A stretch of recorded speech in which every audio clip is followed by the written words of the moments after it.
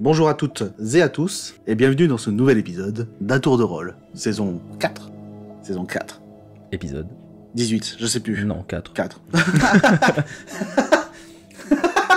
Ça fait trop longtemps qu'il aborde ce bateau, il sait plus. Je suis encore dans ma phase de qu'est-ce qui vient de se passer, qu'est-ce qui vient de me sauter dessus, Qu'est-ce qui va m'arriver? qu'est-ce qui va m'arriver, est-ce que je vais survivre à cette attaque. Nous Comme je verrons disais, cela. peut-être que c'est une attaque de câlin. Exactement, comme tu le disais à l'épisode précédent, c'est un gentil petit caniche. caniche. Comme à chaque épisode, je vais te demander si tu es prêt. Et comme à chaque épisode, je vais te répondre que non. Non. Mais bon, il faut se lancer. Corps et âme. Ouais, corps et âme, comme on va lancer les dés. Espérons qu'on les lance correctement du coup et qu'on va se lancer correctement dans l'aventure. Alors c'est parti.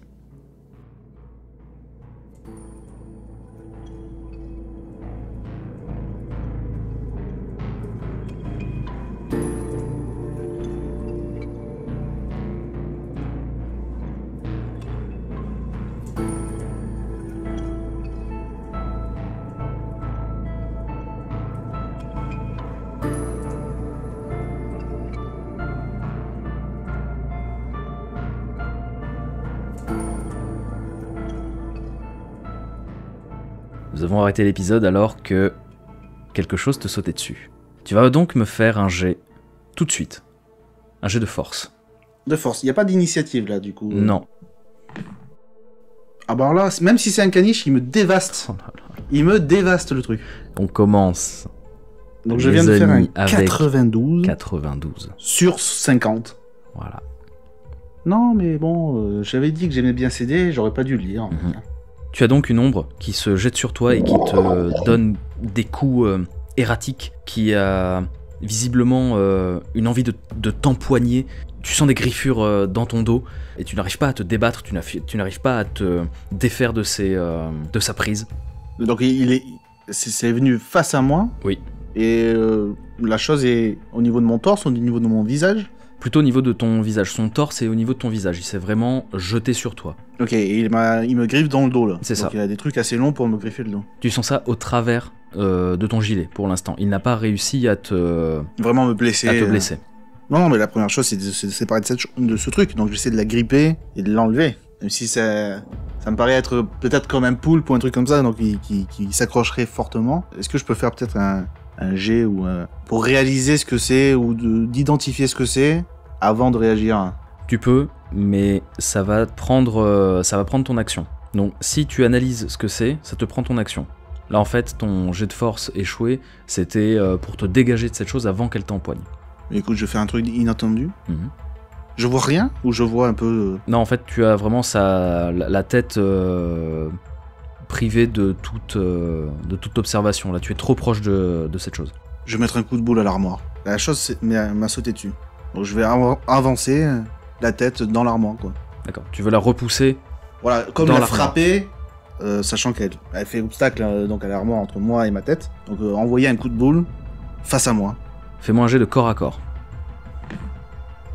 Ah, 37 sous 50. Très bien. C'est réussi, tu arrives à prendre appui malgré le verre brisé qui glisse un petit peu sous tes chaussures. Tu arrives à repousser la chose, ce qui t'a agrippé, dans l'armoire. Tu es avec elle dans l'armoire, donc tu as les volets qui se rabattent un petit peu sur toi, ça fait beaucoup de bruit métallique. Et tu entends un cri, une espèce de cri guttural, vraiment démoniaque, quelque chose qui se débat, et elle va t'attaquer. D'accord, elle a pas enlevé sa prise. Non. Le choc qu'elle a reçu l'a fait te lâcher un petit instant et tu as réussi à profiter de cette ouverture pour te dégager. Qu'est-ce que tu fais? Elle est dans l'armoire. Je ferme la porte de l'armoire. Fais-moi un jet de force. Un jet de force. Mais je suis pas très fort. Force ou dextérité, au choix. Je vais choisir plutôt la dextérité. Et je vais rajouter 10 points de chance. Très bien. Oh, j'ai cru que c'était un 9. Oh, j'ai cru que c'était un 9. J'ai fait exprès de le placer comme ça. Oh, l'enfoiré. Donc j'ai fait 62 sous 90, donc. Très bien. Donc tu tombes à 30 points de chance et tu as fait 62 sous 90. Est-ce que j'ai vu ce que c'était avant de fermer les portes? Pas vraiment, c'est un peu dans la pénombre. Ok, parce que pour moi c'est une espèce de poulpe ou un truc comme ça, mais c'est bizarre, des connaissances que j'ai, un poulpe qui saute, Est-ce que tu t'attardes sur cette chose? Non, mais voyons, bien sûr que non. Très bien. Je veux fermer les portes et j'ai un marteau à la ceinture pour fermer, peut-être pour bloquer les deux anses de l'armoire, pour voir déjà si ça marche. Très bien. Ton jet de dextérité me suffit pour que tu puisses faire les deux. Ok. Tu refermes les portes très vite. Tu entends que ça s'agite énormément dans l'armoire et tu places le marteau entre les deux poignets et tu vois l'armoire bouger dans tous les sens à grands coups. Pour l'instant, ça tient. Ça va pas tenir éternellement. Qu'est-ce que tu fais? Je prends la seconde de réflexion. Je suis pas l'homme le plus intelligent du monde. Ça, je l'ai vu. Je l'ai expérimenté. Et expérimenté précédemment. Mais j'ai une idée. Je vais basculer l'armoire au sol. On va faire tomber porte vers le sol pour bloquer un maximum cette armoire. Et ensuite, je vais sortir la dague. Parce que j'ai peur que, en faisant ça, l'arrière de l'armoire soit ouvert. Fais-moi un jet de force. Oh, 30 sous 50. Tu arrives à faire basculer l'armoire, qui tombe dans un fracas terrible. Tu te saisis de la dague. Qu'est-ce que tu fais? Du coup, elle est pas ouverte l'armoire à l'arrière. Non. Elle bouge encore? Oui. Est-ce qu'elle arrive à faire des sursauts, la créature? Est-ce qu'elle arrive à bouger là? Ouais, bon, disons que ça bouge, mais comme elle est contrainte par le fait qu'elle est renfermée dans l'armoire, elle n'a pas beaucoup d'aisance. Qu'est-ce que là-dedans? L'armoire bouge un petit peu, il y a beaucoup de coups. Tu vois que la tôle se déforme. Pas le temps de réfléchir, Sortons de cette pièce. J'essaye de fermer derrière moi, mais la porte n'a pas de carreaux, comme ça.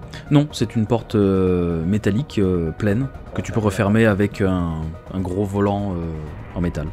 Non, mais je me précipite à l'extérieur de l'infirmerie et je referme derrière moi, vigoureusement. Au moment où tu refermes, tu entends à l'intérieur de la pièce cette chose qui semble avoir éventré l'armoire. Et au moment où tu fermes, tu sens un gros choc dans la porte. Ouah là là, fuyons. Courage, fuyons. Tu fuis vers où? Donc là, je suis pas très serein, je suis pas très lucide. Je vais courir tout droit. Et a priori, tout droit, c'est pas prendre des escaliers, c'est aller vraiment dans le couloir. Et a priori, encore une fois, c'est la salle des machines qui est tout droit. Très bien. Tu commences à courir. Tes pas résonnent dans les couloirs métalliques du bateau. Au moment où tu atteins la porte de la salle des machines, tu entends un énorme fracas derrière toi. C'est loin, mais quelque chose te dit que la porte n'a pas tenu. J'ai toujours la dague dans une main, je vais la basculer sur l'autre main et je vais sortir le fusil avec une cartouche de détresse. Et je vais tirer dans le... Non. Je vais mettre en joue le couloir que je viens d'emprunter. La salle des machines est toujours bloquée par l'appel ? Tu n'es pas du même côté que la première fois que tu l'as visité. Ah ok. Donc la porte est ouverte. J'attends quelques secondes. J'essaie de vraiment me concentrer sur le son, parce que là, a priori, je pense que je ne vois rien. Et je vais attendre une dizaine de secondes avant de me faufiler dans la salle des machines et de fermer derrière moi. Tu tiens en joue le couloir entier, tu vois rien. Tu as le bras qui tremble un peu, et fais-moi un jet de santé mentale. J'en ai... Non mais... 29, sous 35.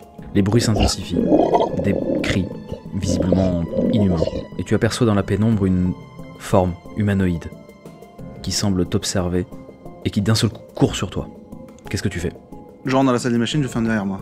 Fais-moi un jet de dextérité. Oh là, mon catané. 87 sous 80. Ça ne passe pas. J'aurais dû prendre des points de chance. Tu te faufiles dans la salle des machines, et au moment où tu fermes la porte, il y a un bras qui s'interpose dans l'ouverture et tu refermes la porte dessus. La porte ne peut pas fermer, mais tu as le bras qui s'agite un peu dans tous les sens. Qu'est-ce que tu fais? Est-ce que je trouve d'autres portes ouvertes, fermées, dans cette salle des machines? Tu sais que tout au bout, il y a une porte fermée par une pelle. Selon le plan, il y a 2 entrées. J'envoie un coup de dague dans la main. Fais-moi un jet de pouvoir. What? Alors celle-là, c'est nouveau ça. J'ai 50 de pouvoir. Oh non, 60 sous 50. Tu envoies un coup de dague dans le bras et tu sens que la lame tranche la chair. Tu as l'impression que la lame agit vraiment comme un fil de rasoir. Ton agresseur perd énormément de sang. La plaie est assez grande et beaucoup de sang se répand au sol. Mais ça l'empêche pas de laisser son bras et tu sens qu'elle pousse la porte pendant que toi tu la retiens. Oui, donc j'arrive pas à la contenir. Ça dépend. Fais-moi un jet de force. 36 sous 50. Pour l'instant, c'est plutôt toi qui force le plus. Tu es bien ancré dans le sol, malgré la fine pellicule d'eau qu'il y a dans toute la salle des machines. Tu es plutôt le pied calé contre des rivets de fer qui semblent te fournir plutôt une bonne accroche. Donc tu arrives à maintenir la porte, mais tu vas pas tenir longtemps. Qu'est-ce que tu fais? J'ai pas le choix là, j'ai pas le choix. J'ai essayé de tirer dans l'interstice de la porte avec mon pistolet à fusée de détresse. Vraiment au pif, sans regarder. Fais-moi un jet d'arme de poing. Je rajoute 10% de chance. Très bien. 77 sous 70. Oh non, même avec les 10 points de chance, ça passe pas. Ouais. Tout en poussant la porte, tu essayes de passer le pistolet de détresse dans l'interstice pour tirer. Le problème, c'est que le bras que tu as blessé attrape l'arme et en fait tu tires par réflexe et la fusée de détresse est tirée au sol. Toute la pièce est illuminée d'une lueur rouge. Tu es limite aveuglé et tu lâches un petit peu la force que tu mettais sur la porte. Et tu sens que la porte commence à finalement s'ouvrir. Est-ce que maintenant, avec la lueur que j'ai dans la pièce, je vois une issue? Celle que tu as barrée. Ouais, il va falloir y aller au forceps, hein.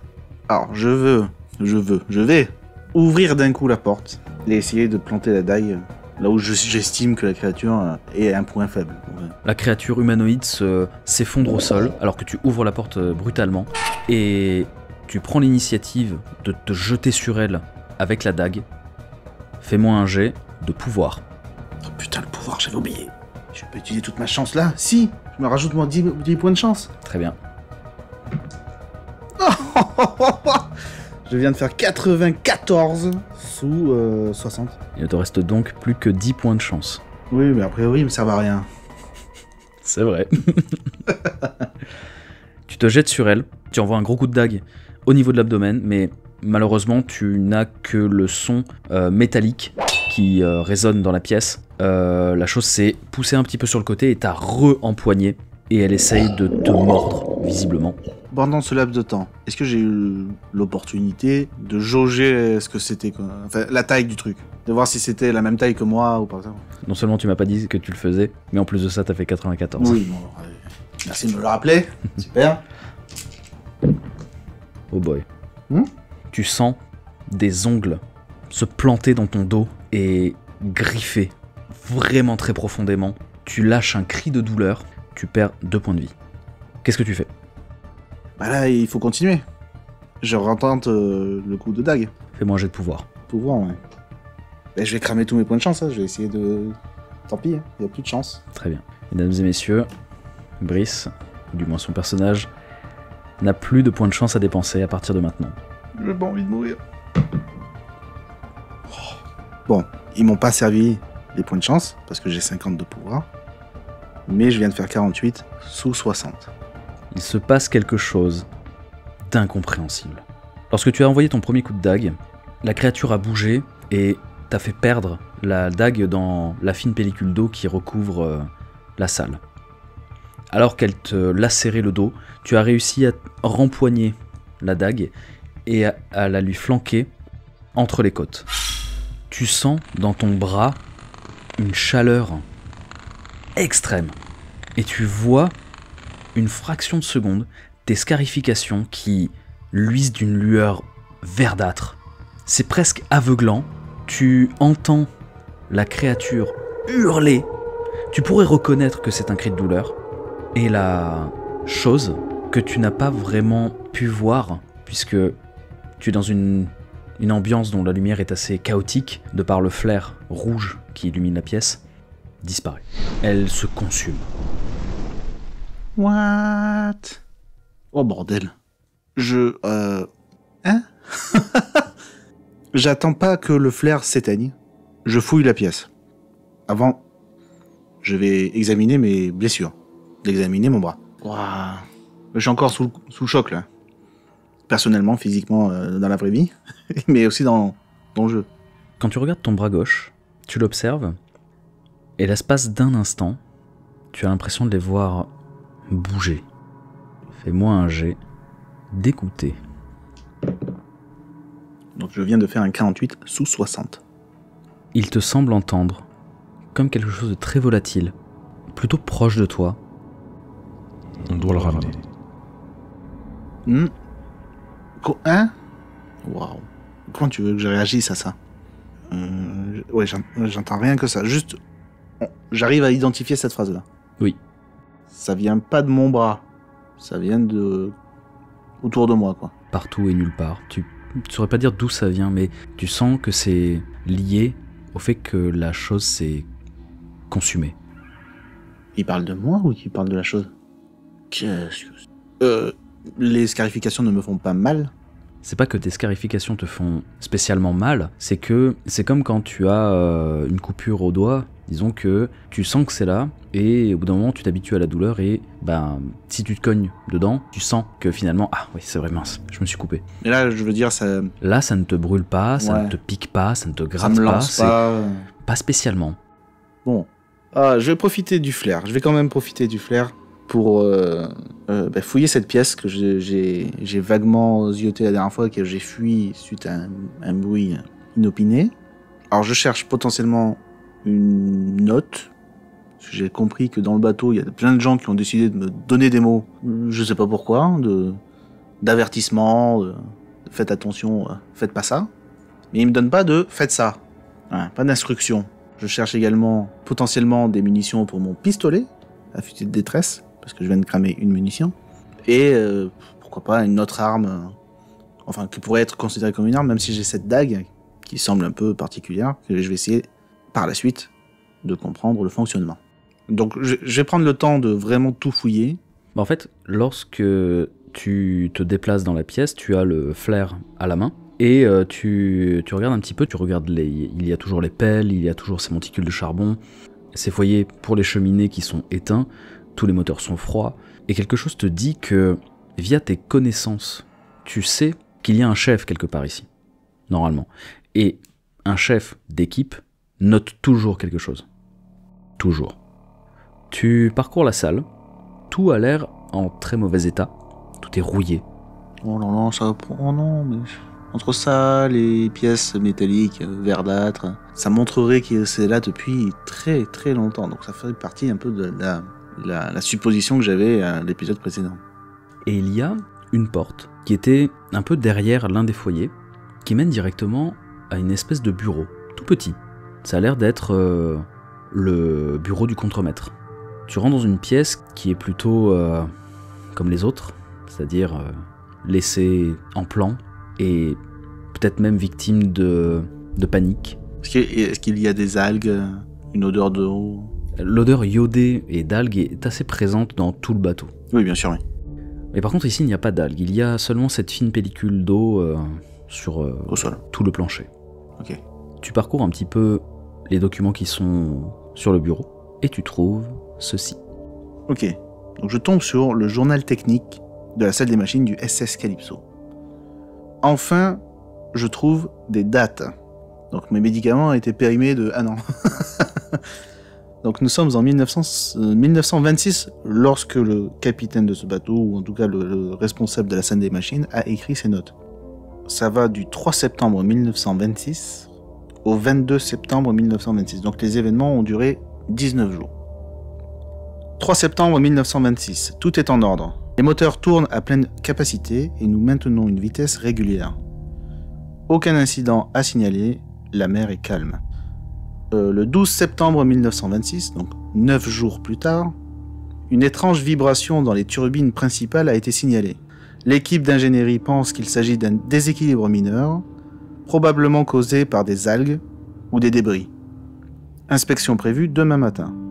Donc le lendemain matin, probablement le matin, le 13 septembre 1926, nous avons découvert une substance étrange dans le mécanisme. Une sorte de vase noir, visqueuse, qui semble s'accumuler rapidement. Aucun membre de l'équipage n'a pu identifier son origine. Nous l'avons nettoyée, mais elle semble revenir. 2 jours plus tard, les vibrations persistent et deviennent plus intenses. Un bruit sourd accompagne maintenant leur rythme, comme un écho, presque vivant. Plusieurs ingénieurs disent avoir entendu une sorte de chant très faible dans les tuyaux, mais je crois que c'est leur imagination. Là, ça devient inquiétant. Donc le lendemain, le 16 septembre 1926, l'un de mes hommes a disparu. Il a été vu pour la dernière fois près de la turbine centrale. Une recherche a été lancée, mais nous n'avons rien trouvé. L'équipage commence à paniquer et je dois avouer que je me sens pas à l'aise, moi non plus. 4 jours plus tard, le 20 septembre 1926, impossible d'approcher la turbine centrale. Une chaleur anormale s'en dégage et les instruments cessent de fonctionner à proximité. Cette maudite vase noire est partout maintenant. J'ai essayé d'utiliser l'interrupteur de sécurité, mais il semble qu'un engrenage ait disparu. Sans lui, nous ne pourrons pas arrêter le système. Je crains que nous soyons coincés. Donc là, ça rejoint mon hypothèse précédente qui est le bateau était coincé ici. Et donc 2 jours après cette découverte, c'est fini. 3 petits points. Les machines sont à l'arrêt. Nous sommes coincés. Détruisez ce maudit navire avant qu'il ne soit trop tard. Cette chose ne doit pas revenir. Cette chose ne doit pas revenir. Alors soit ils transportaient quelque chose vers, quelque part. Ils sont retrouvés coincés. Et plutôt que d'appeler secours, de revenir ou de... que sais-je, ils ont préféré abandonner. Mais... waouh. Ça fait beaucoup d'infos. Détruisez ce navire avant qu'il ne soit trop tard. Avant qu'il ne soit trop tard de quoi? Cette chose ne doit pas revenir. Cette chose ne doit pas revenir. Moi, ce que je veux, c'est partir d'ici. La seule chose que je veux, moi, c'est m'enfuir. Mais je n'ai pas d'issue de secours. Je vais prendre une pelle avec moi. On sait jamais. Donc j'ai ma dague à la ceinture. Je vais recharger le pistolet à fusée de détresse. J'attendais le moment où t'allais le dire. Oui, non, là je me reprépare à aller encore une fois explorer ce navire que je viens d'explorer de long en large et de haut en long. Et donc là, je vais recharger mon pistolet, mettre la dague à la ceinture, mettre la pelle dans le dos. Ça va pas être facile, le plus simple c'est de la prendre à la main. Donc en vrai, je vais mettre la dague et le pistolet à la ceinture, qu'ils soient prêts à dispo, on va dire. Et je vais garder la pelle à une main, à 2 mains, ça dépend comment je me déplace dans les couloirs. Très bien. Je me dirige vers un cap tout nouveau, qui finalement non, n'est pas un cap tout nouveau, puisque je me dirige vers l'infirmerie, avec la peur au ventre. Tu te diriges donc vers l'infirmerie, et tu remarques que la porte est tombée. Oui, Elle est en vrac dans le couloir. Tu l'enjambes, tu repasses cette porte, tu remarques l'armoire complètement éventrée. Qu'est-ce que tu fais ? Je veux déjà analyser. Maintenant que j'ai le flair avec moi, peut-être que je vois un peu plus de détails. Il y a un truc qui me chagrine. La créature, de mémoire, je l'ai pas vraiment jaugée, mais est-ce qu'elle rentrerait dans l'armoire, là, de ce que je me rappelle? De ce que tu te rappelles, fais-moi un jet d'intelligence alors. Je vais faire 99, pourquoi pas? Oh putain, j'ai eu peur. J'ai fait 64 sous 70. T'avais pas pris le temps de l'analyser pendant le combat. La boucherie, oui. Tu dis qu'elle était quand même grande. Enfin, même toi, tu te dis je rentrerais difficilement dans l'armoire en fait. Elle aurait grossi... Est-ce qu'elle faisait preuve d'une grande souplesse? Est-ce qu'elle a grossi entre-temps? Très difficile à dire, vraiment très compliqué. Disons que toi, en tout cas, tu te vois mal rentrer dans l'armoire pour t'y cacher. Oh, ça ne me dit rien qui vaille. Je viens de voir mes points de vie. Ça aussi, ça me dit rien qui vaille. Ok. Profitons du flair, encore une fois, sans se blesser, pour chercher des médicaments utilisables. Même si, a priori, le bateau est à l'abandon depuis des mois, voire des années. Fais-moi un jet de toc. Mais, bien la entendu, dernière fois que tu l'avais fait, il me semble que tu l'avais raté. Oui. Là, c'est une réussite. 35 sous 60. Tu trouves de l'alcool à 90. C'est pas mal. C'est mieux que du rhum. Enfin, pour soigner. Ça dépend comment tu vois les choses. Ok, je m'empare de l'alcool à 90. Et je vais essayer, non pas de m'en badigeonner sur ma cicatrice de main gauche, enfin bras gauche, mais sur les plaies que la créature m'a infligées. Donc dans le dos. Ouais. Donc, je vais imbiber peut-être un chiffon que je vais essayer d'appliquer, peut-être avec le manche de la pelle, pour essayer d'atteindre justement... ça va piquer, hein, mais... Faut bien désinfecter ça, parce que je sais pas trop ce que ça va donner par la suite. Mais... Fais-moi un jet de premier soin. Ok. Il y a... Oui, non. Il n'y a pas de miroir encore utilisable dans cette infirmerie? Tout est brisé. Ouais, tout est foutu. Ah. 69 sur 40. Malheureusement, t'arrives pas vraiment à appliquer un chiffon imbibé d'alcool à 90 sur tes plaies. Ouais. Sans que ça te gêne. Puis quand même avec la pelle, t'y arrives pas. Trop gênant, vraiment très mal placé les blessures, quoi. Ouais, bah j'imagine, oui.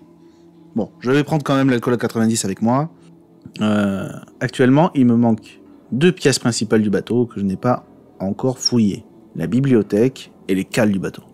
2 salles qui sont complètement à l'opposé l'une de l'autre. Dirigeons-nous vers la bibliothèque.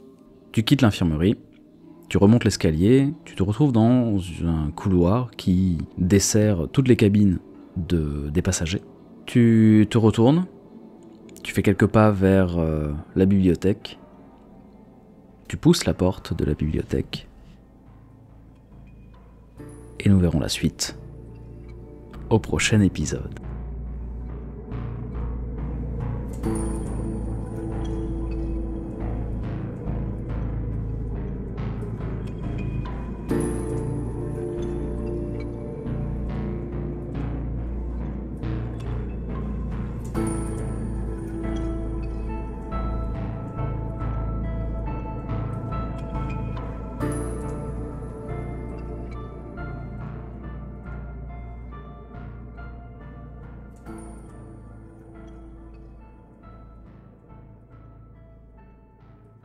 J'avais pas vu l'heure.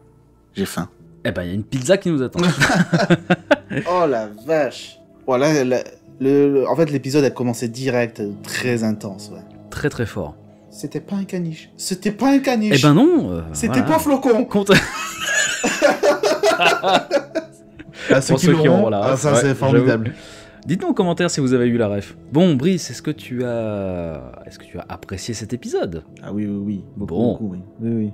Même si j'ai perdu tous mes points de chance. Eh bien, écoute, tu as tout dépensé et quasiment à chaque fois pour rien. Oui, il y a une fois... Non, il y a pas... Ah non. Non, pas aujourd'hui en tout cas. La dernière fois peut-être. À aucun moment, la chance ne t'a servi. Ça m'a servi, pas de coussin, mais de réconfort quand je réussissais léger. Je comprends. Je me dis, j'ai réussi, mais je me dis, si j'avais pas mis la chance, j'aurais pas réussi. T'aurais échoué. Oui, c'est une espèce de dépense de points doudou.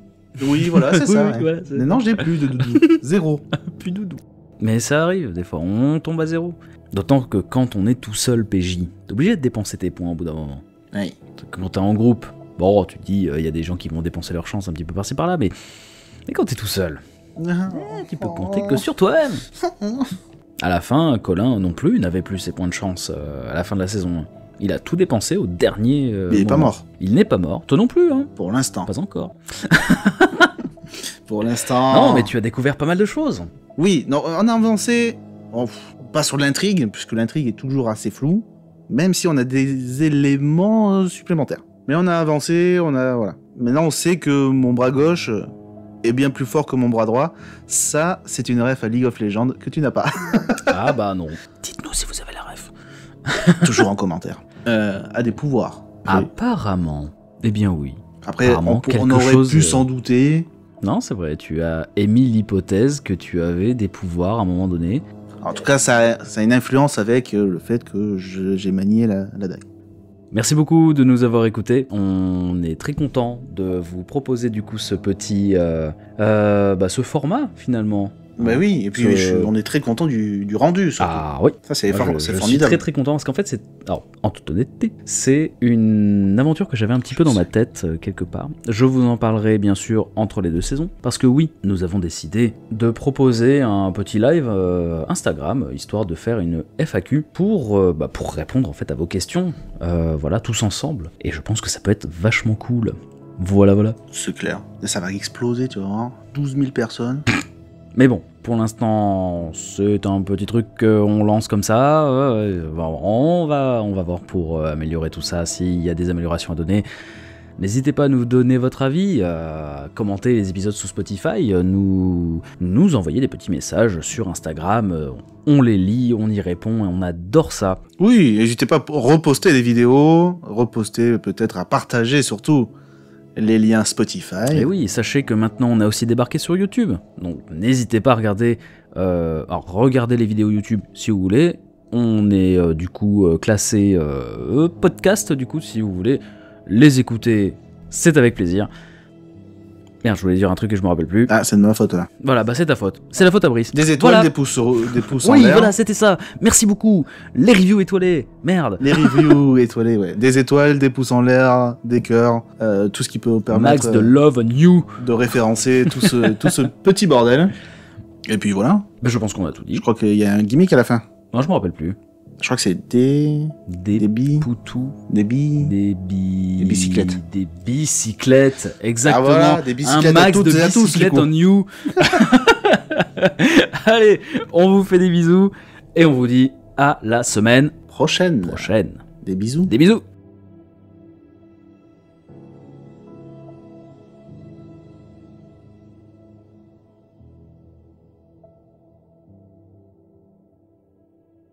Alors, ah oui, j'oubliais. Oui. Non, j'oubliais pas. Mais je voulais faire un message. Oh, dis-moi. Pour ma petite grand-mère, qui est malheureusement décédée il y a une semaine. Et je voulais sensibiliser nos auditeurs et nos auditrices à l'importance des liens familiaux, mais notamment à l'importance de nos aînés. C'est toujours quand ils partent, évidemment, qu'on regrette de ne pas les avoir appelés, donc on regrette de ne pas leur avoir dit ce qu'on pensait d'eux, même s'il y a des frictions, etc.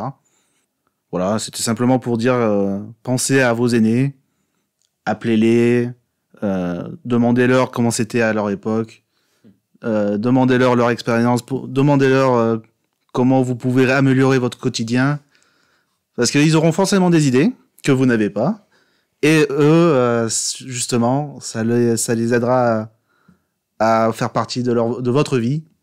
Ça leur donnera une joie que vous ne pouvez pas comprendre actuellement, mais ils attendent que ça, hein, que vous les appeliez, que vous preniez des nouvelles et que vous leur demandiez bah alors papy, alors mamie, comment c'était à ton époque, aujourd'hui j'ai une galère, est-ce que tu peux m'aider, est-ce que tu as une idée? Ça, c'est vraiment c'est ces moments-là qui sont importants, et c'est à ce moment-là que c'est aujourd'hui que je me rends compte j'aurais pu un peu plus être un meilleur petit-fils, etc. Évidemment, il y a des choses qu'on regrette, mais les regrets, ça sert à rien. Il faut vivre le moment présent, s'occuper des vivants. Et si vos grands-parents sont encore là, c'est important qu'ils sachent que vous pensez à eux. Donc voilà, c'était un petit message. Je sais pas comment il va réussir à couper ça. Je mettrai ça en post-générique. Voilà. Merci en tout cas d'avoir écouté ce podcast, d'avoir écouté mon petit message. Merci beaucoup, Brice. Merci à toi de m'avoir donné message. cette... Mais je t'en prie, c'est avec vitrine. plaisir. C'est avec grand plaisir.